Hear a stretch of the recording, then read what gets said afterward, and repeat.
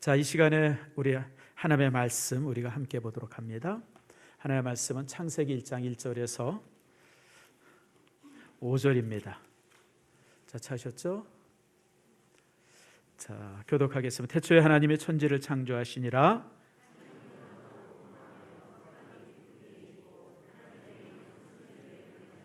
하나님이 이르시되 빛이 있으라 하시니 빛이 있었고 함께 있습니다. 하나님이 빛을 낮이라 부르시고 어두움을 밤이라 부르시니라. 저녁이 되고 아침이 되니 이는 첫째 날이니라. 아멘. 기도합니다. 하나님 감사합니다.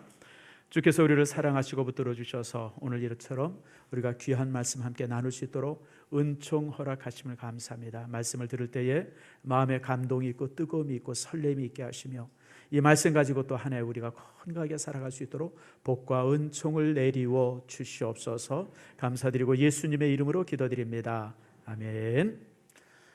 새해가 시작이 됐는데 벌써 5일이 지났어요. 정말 유수하게 세월이 흐른다고 하는 말이 정말 딱 맞습니다. 올해는 여러분들이 그 언해보다도 충만한 축복과 은혜가 있기를 축복합니다. 특별히 감사한 게 올해 우리 시작이 단기 선교로 우리 교회가 한 해가 시작되어지는 것이 참 제게 영광이에요. 하나님께서 우리 교회를 올해 더 복되게 하시려는구나, 이제 그런 마음을 갖습니다. 지난 1일인가 2일에 텔레 TV와 그 다음에 신문에 실린 사진들이 몇 장 있었어요. 여러분들이 이게 뭘까 그랬는데 그게 무슨 사진이냐면 이렇게 눈사람처럼 생긴 얼기설기한 사진을 봤을 거예요. 그게 무슨 사진이냐면 뉴 호라이즌호라고 하는 나사에서 쏘아 올린 우주선이 하나 있는데 무인 우주선입니다. 몇 년에 쏘려면 2006년에 쏘아 올렸어요. 2006년에. 그러니까 이제 2002년에 쏘아 올렸나요? 근데 아무튼 그 2006년이네요. 그때 쏘아 올렸는데 명왕성을 탐색하려고. 이 명왕성은 이제 태양계의 맨 마지막 이제 별이다 그랬는데 사실 명왕성의 크기가 지금 우리가 있는 달 정도 크기밖에 안 돼요. 그래가지고 사실은 이게 그 태양을 도는 항성이 될 수 없다. 그래가지고 그냥 그 지위를 박탈해 버렸어요. 그래서 소행성이 되려 버렸습니다. 근데 그 자리에 카이퍼 벨트라 그래가지고 소행성들이 무지무지하게 많아요. 근데 실제 그 소행성들 많은데 거기에 이 명왕성보다 더 큰 소행성들이 여러 개가 있답니다. 그래서 결국은 이제 이 태양계 별에서 이제 떨어져 나갔는데 거기를 갖다 카이퍼 벨트라고 그러는데 명왕성을 탐색하기 위해서 우주선을 쏘올려서 명왕성에 가서 사진을 찍었어요. 그 사진이 왔어요. 그게 한 3년 전에 제가 본 것 같아요. 그리고 나서 이제 2, 3년 동안 또 이 우주선이 쭉 1초에 14km를 간답니다. 눈 깜빡할 사이에 14km를 가는 거예요. 그래서 이제 3년 정도를 가가지고 이 카이퍼 벨트 마지막 지점에서 사진을 또 하나 찍었어요. 그게 이제 여러분들 1월 1일 날 봤던 이 별입니다. 그게 크기가 33km라고 그러니까 우리 고양시만하죠. 고양시만한 별인데 그걸 제가 사진으로 좀 이렇게 인터넷에 떠 있길래 여러분에게 소개시킵니다. 저기 보이는 우주선이 뉴 호라이즌호라고 하는 그 우주선입니다. 그 옆에 있는 그 뒤쪽으로 보이는 별이 카론이라고 명왕성을 이렇게 도는 달입니다. 그리고 저 멀리 보이는 게 이제 명왕성입니다. 자, 그 다음에 요게 이제 사진으로 찍힌 그 끝에 있는 별입니다. 뭐 복잡한 이름이 있던데 제가 이름은 기억 못 하는데 아무튼 저런 별 카이퍼 벨트 맨 마지막에 있는 소행성을 찍고 지나갔습니다. 자, 그 다음에 요거는 이제 3년 전에 명왕성을 지나면서 찍은 명왕성 사진입니다. 얼음덩어리죠. 그런 사진들을 제가 근데 이 사진들을 왜 여러분들에게 보여드리냐면 참 과학이라고 하는 것이 놀랍구나. 여러분 생각해 보세요. 14년을 날아가는 거예요. 14년을. 그게 그 궤도를 정확히 계산해서 여기서 저게 원격으로 조정이 되는데 여기서 거기까지 전파를 쏘면요. 여기서 쏜 전파가 뉴 호라이즌호에 도착하는데 얼마 걸리면 8분이 걸린답니다. 거기서 사진을 찍어서 전송하면 8분이 걸리는데 사진 한 장을 전송하는데 뭐 4시간 5시간씩 걸린대요. 워낙 머니까. 그래서 그 사진 한 장 한 장을 보내준 걸 지금 우리가 보고 있는 겁니다. 그런데 여러분 그래서 이제 이 카이퍼 벨트까지 이제 태양이 있잖아요. 수성, 금성, 지구, 화성, 소행성이 있잖아요. 그리고 목성, 토성. 다음에 뭐죠? 해왕성. 그 다음에 이제 명왕성인데 그게 카이퍼 벨트예요. 카이퍼 벨트가 태양계의 끝이 아니랍니다. 거기서 지금 있는 우주선이 한 1만 년 정도 더 가면 오르트 구름대라고 하는 소행성 대가 있대요. 이 태양이 있고 수성, 금성 요거는 똑같은 궤도를 도나스처럼 지나갑니다. 근데 이 오르트 구름대라고 하는 것은 태양계 전체를 삥 둘러싸고 있답니다. 그러니까 갑옷처럼 옷 입은 것처럼 태양계 전체를 삥 둘러싸고 있는데 거기에 별의 숫자가 거의 한 1조 개 정도 된다 그래요. 근데 그걸 지나는데 시간이 얼마냐면 2만 년이 걸린답니다. 거길 지나야 태양계가 끝이래요. 버스 타고 가면 얼마 걸릴까요? 여러분 승용차 몰고 가면 아마 억년은 더 걸릴 거예요. 여러분 우주가 그렇게 커요. 근데 더 놀라운 사실은 제가 얘기했던 이 구름대 이 소행성이 지구를 사람 살게 만들어주는 방패 역할을 한답니다. 그러니까 오르트 구름대는 저 우주에서 날아오는 수없이 많은 유해한 것들을 그 소행성 대가 다 막아준대, 방패처럼. 그리고 나서 거길 또 지나오면 이 카이퍼 벨트에서 또 한 번 막아준다 그래요. 그리고 거길 또 지나오게 되면 목성과 토성의 인력으로 인해 가지고 그 소행성들이 거기다 빨려 들어간답니다. 한 8년 전에 실제 TV에서 봤어요. 여러분 목성에 소행성들이 추락하는 장면 나온 거 있었죠? 봤던 기억납니까? 야, 그걸 사진 찍었는데요. 그 큰 별들이 목성 주변에 지나다 글로 그냥 빨려 들어가는 거야. 빨려 들어가 가지고, 근데 만약에 그게 빨려 들어가지 않으면 어디로 와요? 지구를 향해서 돌진하는 거예요. 지구를 향해서. 그런 것들이 거기서 그래서 사실은 이 세 가지가 사실은 지구를 딱 이렇게 안전하게 막아주는 방패 역할을 한답니다. 그래서 우리가 이렇게 안전하게 살아요. 뭐 지구도 마찬가지죠. 여러분 지구라고 하는 것이요, 이렇게 지구가 있지만 지구가 그냥 있는 게 아니라 지구도 수겹겹이 방패가 있어요. 잘 아는 것처럼 오존층의 방패 아닙니까? 태양에서 이렇게 있는 그 유해한 광선을 오존층이 막아주잖아요. 그 다음에 또 이제 성층권, 그 다음에 이제 대기권. 여러분 유성들이 그렇게 많이 떨어지는데 우리 머리가 안 맞는 이유가 뭐냐면 대기권에서 다 태워버리는 거예요. 웬만한 크기들은 몇 미터짜리 몇십 미터짜리는 대기권에서 다 태워버려가지고 먼지만 떨어진 거예요, 먼지가.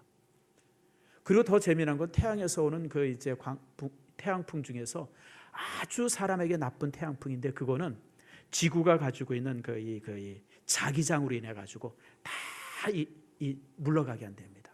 그래서 사실 우리가 이렇게 안전하게 사는 거예요. 참 이런 걸 이렇게 볼 때마다 야, 우리가 얼마나 기적의 세상을 살고 있나. 사람이 지구에서 산다고 하는 것은 수천 가지의 기적이 있어요. 여러분 기적이라는 말은 어디에 있어야 돼요? 기적이라는 말은 성경에 있어야 돼요. 성경에. 근데 사실은 성경에 기적이 있는 게 아니라 과학 속에 수없이 많은 기적의 얘기들이 나와요. 왜냐하면 설명이 안 되니까. 근데 하나님께서는 오늘 이제 우리가 이렇게 놀라운 우주를 이렇게 제가 이렇게 소개했는데 오늘 하나님께서는 이 우주에 대해서 놀라운 말씀을 선언하죠. 따라합시다. 태초에 하나님이 천지를 창조하시니라. 여러분 이 우주가 얼마나 커요, 여러분들. 제가 지금까지 이렇게 얘기했던 이 태양계는 우리가 살고 있는 게 태양계 아닙니까? 이 태양계는 이 은하계 우주 안에서 이게 먼지만큼 작대요. 근데 이 우주에는 또 이 은하계와 같은 이제 별 무리가 여러분 1000억 개가 넘는 데입니다. 그러니까 우리가 대충 확인한 게 그 정도고 확인 안 된 것까지 합하면 뭐 말할 수 없이 크죠. 그러니까 우주의 넓이와 크기는 상상할 수 없이 큰데 오늘 성경은 뭐라고 하냐면 태초에 하나님께서 천지, 다시 말해 우주를 어떻게 하시니라? 창조하시라.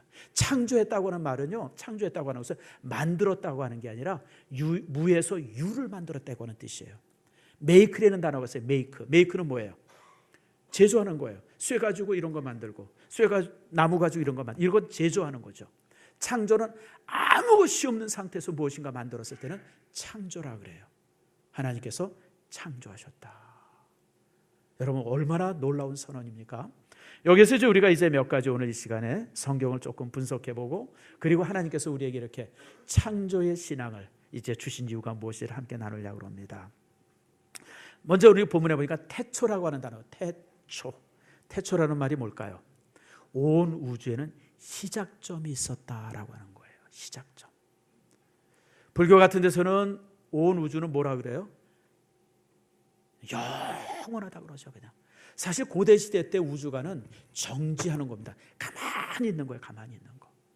근데 성경은 가만히 있는 게 우주가 아니라 우주는 어떻게 됐다? 만들어졌고 시작이 있고 끝이 있다고 말하잖아요. 제가 저번 주일 12월 30일 날 설교했던 본문이 요한계시록 21장이잖아요. 거기 뭐라 그래요? 하나님께서 나는 알파와 오메가요 시작과 끝이니라. 다시 말해 하나님께서 온 우주를 시작하셨고 하나님께서 온 우주를 어떻게 하신다? 끝맺는다. 이런 놀라운 선언이 여러분 성경 안에 있어요. 자, 그래서 이제 이 태초라고 하는 게 이제 시작점이 있다고 하는 건데, 사실 과학자들은 이제 나름대로 이제 우주에 대한 여러 가지 학문들이, 실제 이 우주에 대해서 가장 많은 학문을 가졌던 사람들이, 지식을 가졌던 사람이 고대 시대 때 그리스입니다. 그리스인들이 굉장히 많은 이런저런, 그래서 그 당시 가졌던 이론은 뭐냐면 우주는 정지해 있다, 가만히 있다, 영원 전부터 가만히 있었던 게 우주다라고 하는 것이 그 당시 논리였었어요. 그런데 지금부터 100년쯤 됐죠. 1920년에 그 이제 르메트르라고 하는 그 이제 벨기아의 그 신부가 천문학자, 신부이면서 천문학자인 분이 있어요. 근데 그분이 이렇게 우주를 연구하다가 놀라운 발표를 하는데 뭐냐면 우주는 그냥 고정되어 있는 게 아니라 아주 옛날에 큰 폭발, 빅뱅이라고 하죠. 큰 폭발이 있어가지고 온 우주가 만들어졌다. 이런 논리를 발표를 했어요. 그때 천문학자들이요 벌떼같이 달려들어서 공격을 했습니다. 냄새가 나잖아요. 무슨 냄새가? 성경의 냄새가 나잖아요. 성경의 냄새. 창세기 1장 3절에 뭐라 그래? 빛이 있으라 하심에 빛이 있었잖아요. 그러니까 이 르메르라고 하는 이 천문학자가, 신부이면서 천문학자가 이제 빅뱅 이론을 처음 발표하니까 주변의 사람들이 그냥 이빨을 드러내고 공격을 하는 거예요. 무슨 소리냐, 우주가 무슨 폭발을 했냐, 이것들이 그 창조로는 아주 가볍게 그냥 이제 이렇게 세상 과학으로 이렇게 뒤엎으려고 그런다 이러면서 공격을 그렇게 많이 했어요. 그런데요, 여러분 자주 들었던 이름 중에 허블이라고 하는 사람이 있죠. 이 사람은 미국의 천문학자예요. 미국의 천문학자 허블이 이제 캘리포니아에 있는 무슨 이렇게 천문대인데 거기 올라가서 별들을 수십 년간 연구하다가 놀라운 사실을 하나 발견을 해요. 뭐냐면 두 가지를 발견하는데, 첫 번째로는 우주는 은하계뿐 아니라 이런 은하계가 이 우주 안에 수억 개가 있다고 하는 것을 발견해요. 그러니까 하늘에 보면 이제 은하수들이 있잖아요. 이 은하수가 은하계거든요. 그 옆에 많은 별들이 있잖아요. 그런 별들은 그냥 은하계에 흩어져 있는 별이라고 알았어요. 근데 허블이 많은 경우를 딱 가서 보니까 그 작은 별들이 실질이 은하계에 있는 별이 아니라 은하계 밖에 있는 또 다른 우주였었다는 거예요. 은하계와 똑같은 그런 게 수천억 개가 있는 거예요. 그 다음에 더 놀라운 사실을 발견해요. 뭐냐면 이 우주가 가만히 정지가 되는 게 아니라 말할 수 없는 속도로 이렇게 퍼져가고 있다는 거예요.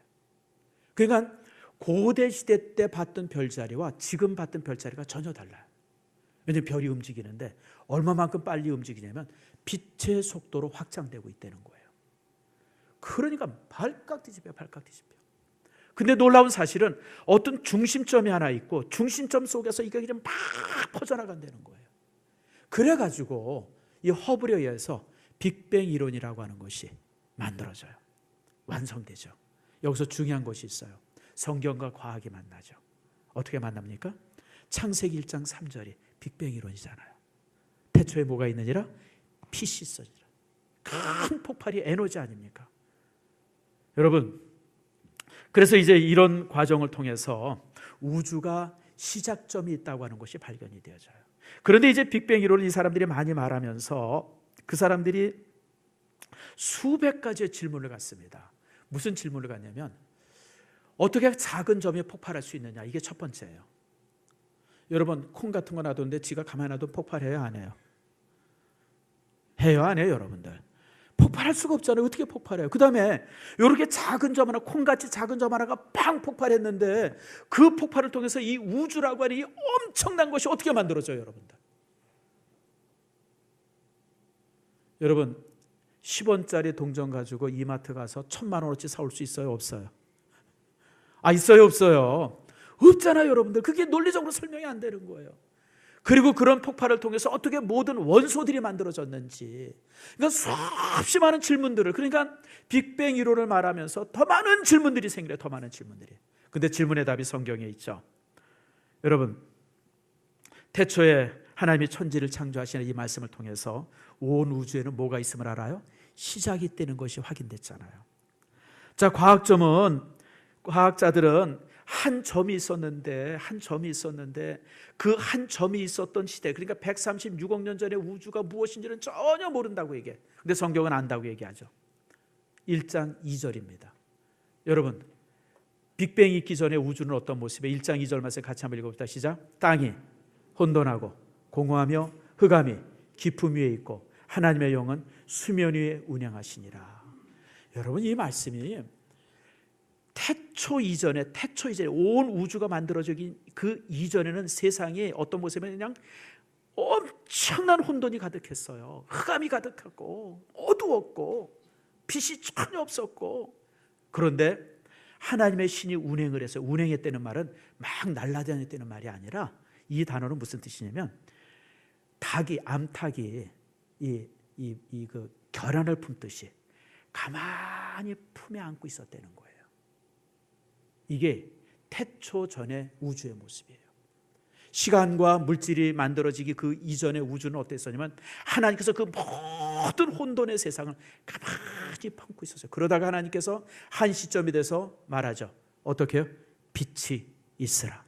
그러니까 과학자들은 왜 그게 그 작은 점 하나가 빵 터졌는지 이유를 몰라요. 그게 왜 그때 터졌을까? 근데 성경은 이유를 말하죠. 이유가 뭐죠? 하나님이 뭐라 그러죠? 빛이 있으라 명령. 그래서 이제 이 태초가 시작이 되어진 거예요. 참 이런 말씀들 뿐만 아니라 과학자들은 이제 이렇게 막 우주가 팽창하다가 어느 순간이면 팽창이 멈추고 다시 오므라들기 시작한다는 거예요. 이 오므라들면서 우주는 이 태초처럼 작은 알처럼 아주 작아질 것이다. 그렇게 이제 학자들이 얘기를 해요. 근데 성경은요 동일하게 말씀하잖아요. 우리가 전주에 봤던 말씀이죠. 요한계시록 21장 6절 말씀에 하나님은 어떤 분이에요? 알파와 오메가요. 처음이면서 뭐예요? 끝이니라. 하나님께서 온 우주를 시작하셨고 하나님께서 온 우주에 뭘 했어요? 끝을 지정하신다.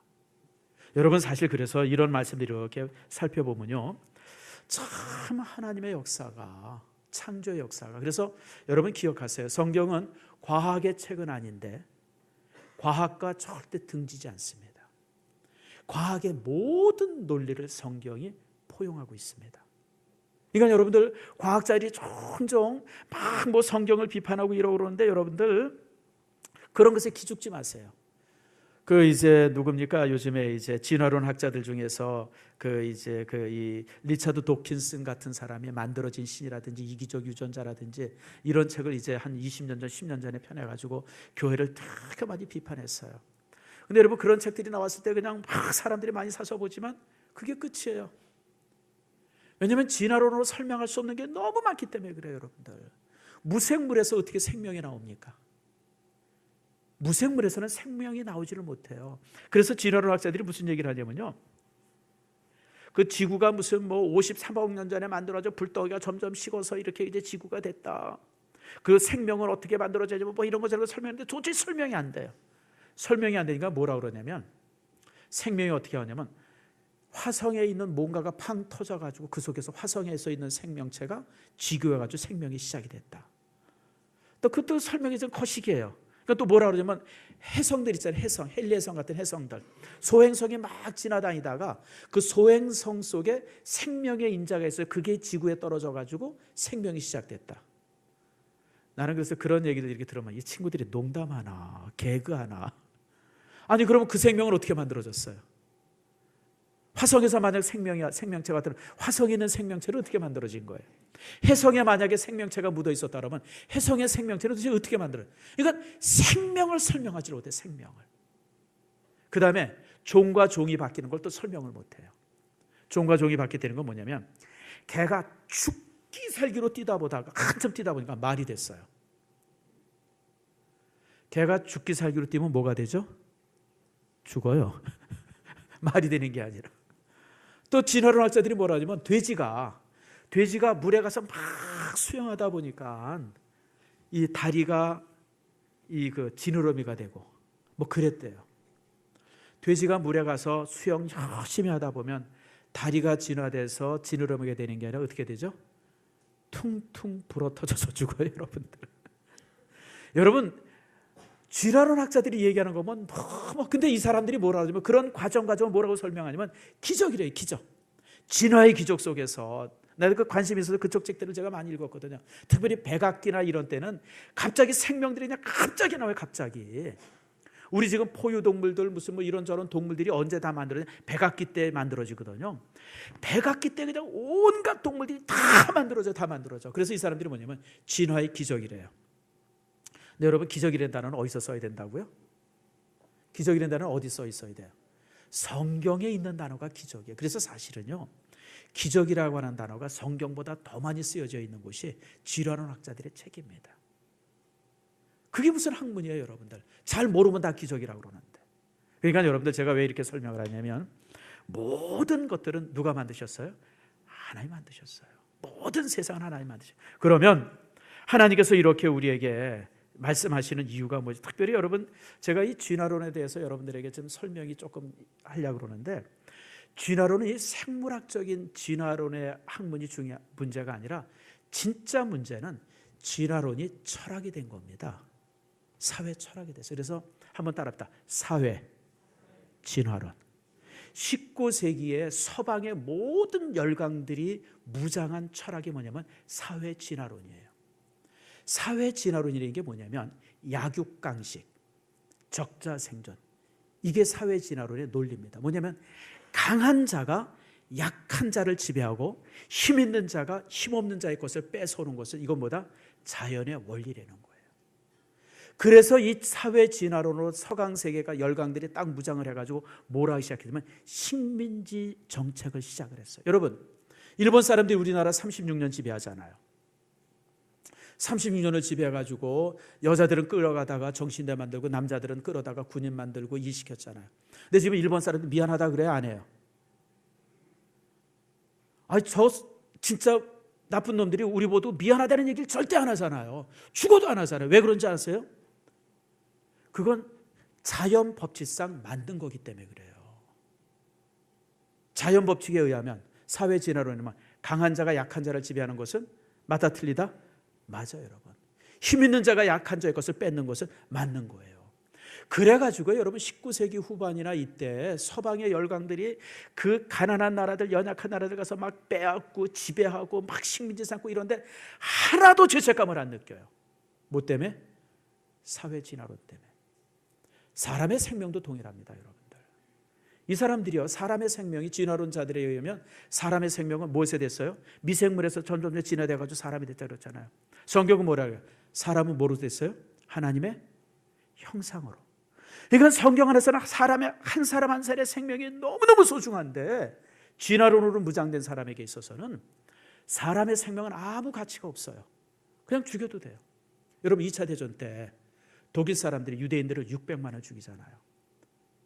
그때 만들어진 단어 중에 하나가 한번 따라합시다. 악의, 평범성, 이런 단어가 만들어져. 이게 무슨 얘기냐면 이 독일 사람들이 유대인을 죽이는 데 있어서 제일 앞장선 사람이 아히히만이라고 하는 사람이에요.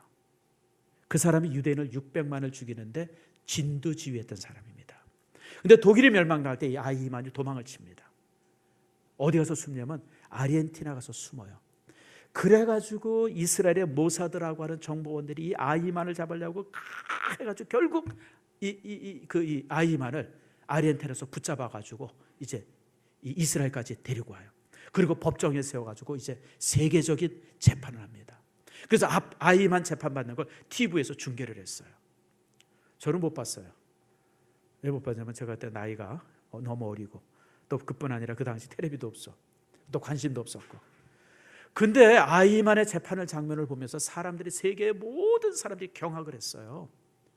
왜 경악했을까요? 너무 평범한 사람이었기 때문에.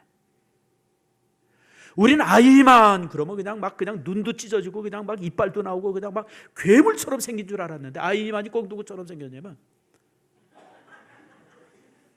우리 임장로님처럼 생겼어요. 임장로님처럼. 저렇게 인자한 모습으로 앉아 있는 거예요.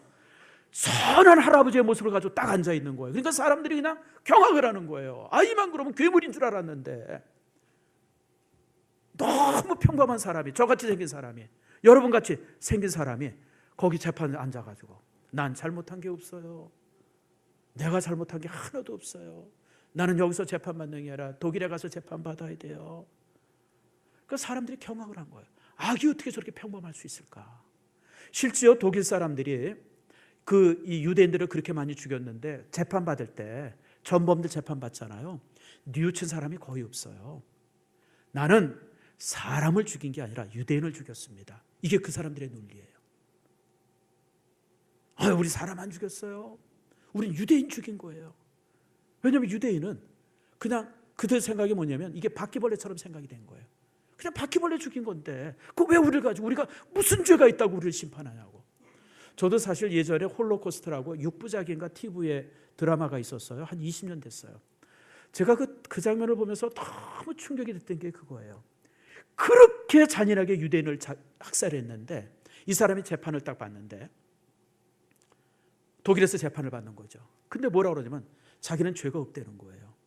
자기는 온 인류로부터 상 받아야 된다는 거예요. 왜냐하면 유대인 죽였기 때문에. 이게 여러분 사회 진화론이라는 거예요. 사회 진화론은 인간을 가장 잔인하게 만듭니다. 지금 경제도 사회 진화론이 지배하고 있습니다. 자, 예를 들면 제가 조금 시간이 길어지는데 괜찮아요. 첫날이기 때문에. 오늘 또 이제 이렇게 저렇게 행사도 많았기 때문에. 자, 제가 이제 헤비급 챔피언이에요. 몸무게가 한 90kg 정도 돼요. 반치 하나만 해도 사람 머리만 해요. 근데 앞에 누가 섰냐면 플라이급 선수가 하나 섰어요. 몸무게가 45kg예요. 반토막도 안 되죠. 두 사람이 링에 서면 돼요, 안 돼요? 돼요, 안 돼요? 되질 않죠, 여러분. 생각으로 한 사람은 대상 같고 한 사람은 그냥 이 잠자리 같은 팔이 잠자리 같은 사람인데 이게 스치기만 해도 기절하고 죽을 텐데. 근데 여러분 지금 만든 세계의 무역을 지배하는 원리가 뭐예요? 우루과이 라운드인가요? 뭔가 라운드가 만들어져 가지고 그 사람들은 다 동일한 자격으로 동일한 조건 가지고 이 경제에 서야 된다는 거예요.